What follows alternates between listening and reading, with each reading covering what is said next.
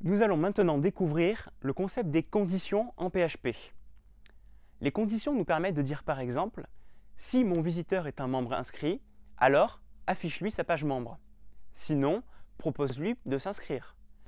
Grâce à ça, on peut réaliser ce qu'on appelle des sites web dynamiques, c'est-à-dire des sites web qui s'adaptent en fonction des conditions, en fonction de nos visiteurs. Alors on va s'intéresser maintenant aux conditions en PHP. On va utiliser les variables qu'on vient d'apprendre à utiliser. De toute façon, vous verrez qu'on en a besoin tout le temps. Et on va exécuter certaines actions en fonction de critères qu'on va définir. Par exemple, on va définir une variable âge.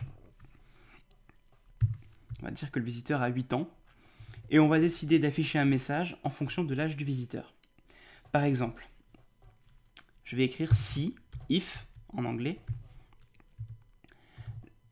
l'âge est inférieur à 12, ça veut dire si l'âge est inférieur à 12 ans. Et ensuite, je vais ouvrir des accolades et je vais afficher un message, par exemple, echo salut gamin, comme ceci. Et là, je vais pouvoir tester le code. Si l'âge est inférieur à 12, ici c'est vaut 8, ça va bien afficher salut gamin. Donc j'ouvre mon navigateur.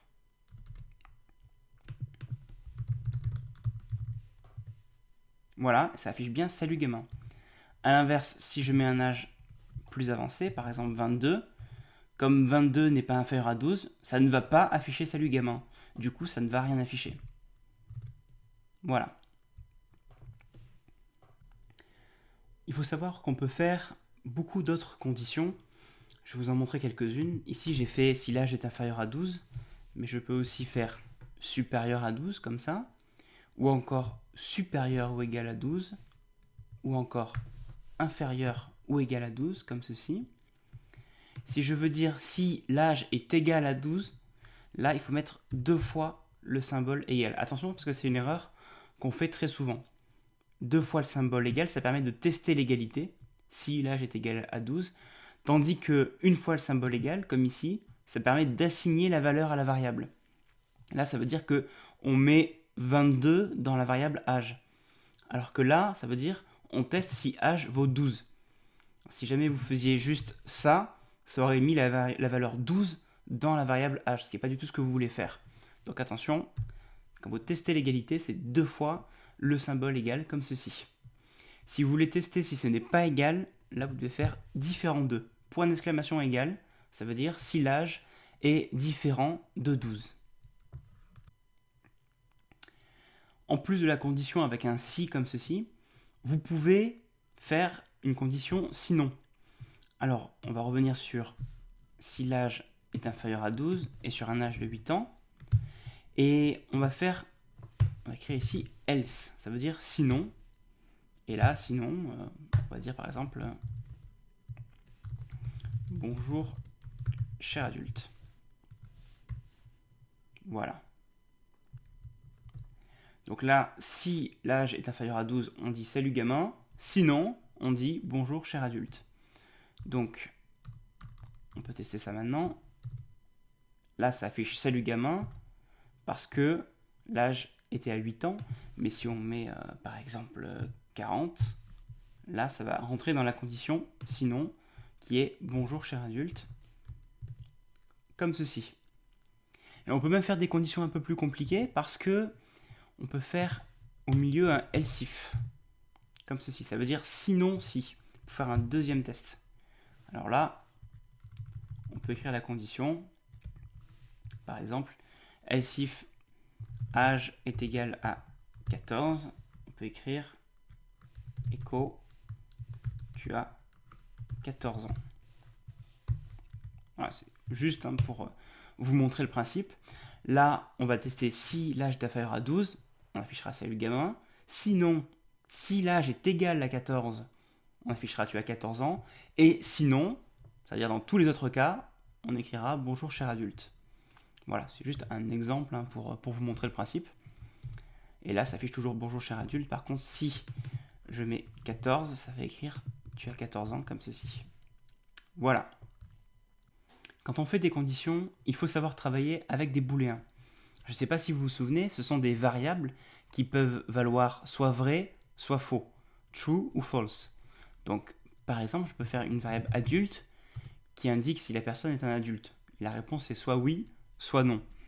Par exemple, là, je vais dire adulte égale true, ça veut dire c'est vrai. Et là, pour tester ce genre de variable, il suffit d'écrire juste le nom de la variable. Et ça se lit très bien. If adulte, ça veut dire si c'est un adulte, donc ça veut dire si adulte c'est vrai, alors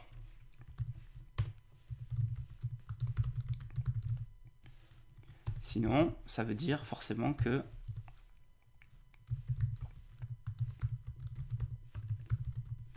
tu es un enfant.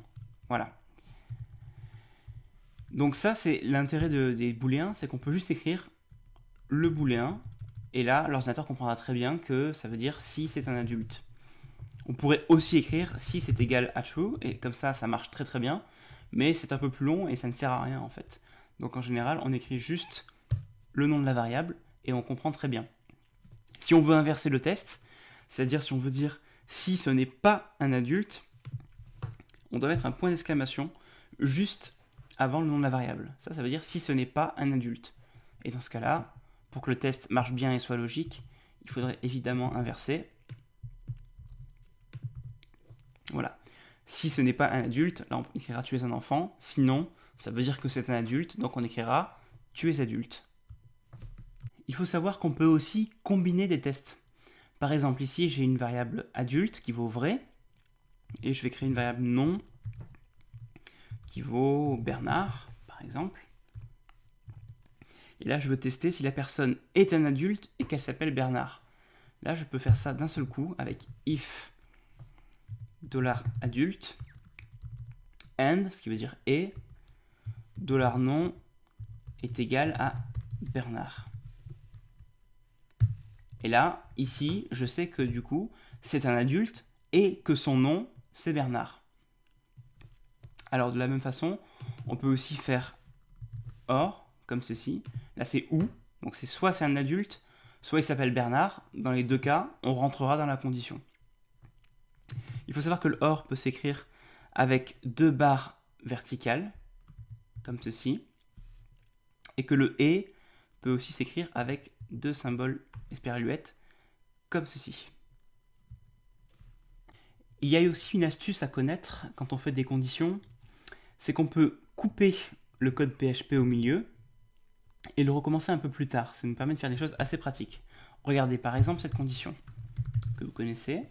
Si je dis si c'est un adulte, je peux faire echo tu es adulte. C'est très bien, ça marche. Mais on peut aussi, plutôt que de faire des échos, couper ici le code PHP, le recommencer un peu plus loin, et là l'ordinateur comprendra que tout ce qui se trouve entre ça et ça doit être affiché. Et là, comme on est en dehors des balises PHP, on peut directement écrire du HTML comme avant, très facilement.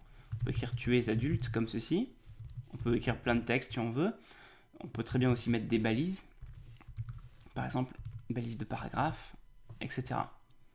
Voilà, donc là l'intérêt, c'est vraiment une astuce à connaître, c'est qu'on peut fermer la balise PHP, écrire tout ce qu'on veut au milieu, réouvrir la variable PHP, et ensuite fermer les accolades, et l'ordinateur comprend que c'est entre cette accolade et cette accolade qu'on va tout afficher si la personne est un adulte.